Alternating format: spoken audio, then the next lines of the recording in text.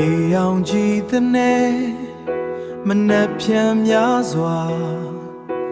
ရင်ခုန်တဲ့နဲ့တူငါနိုးထားခဲ့တာ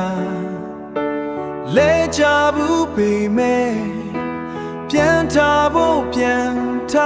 မကြောက်ဘူးတန်ရာတွေကငါအတွက်သင်ခန်းစာသေးလောကတန်ရဲ့လိုက်တဲ့ဘိုးတွေကြမှာစိတ်ထဲမကြပဲငါလောခက်နေအောင်မှာအောင်မြင်မှုဆိုတာကြိုးစားသူအတွက်ပဲအောင်မြင်မှုဆိုတာကြိုးစားသူအတွက်ပဲ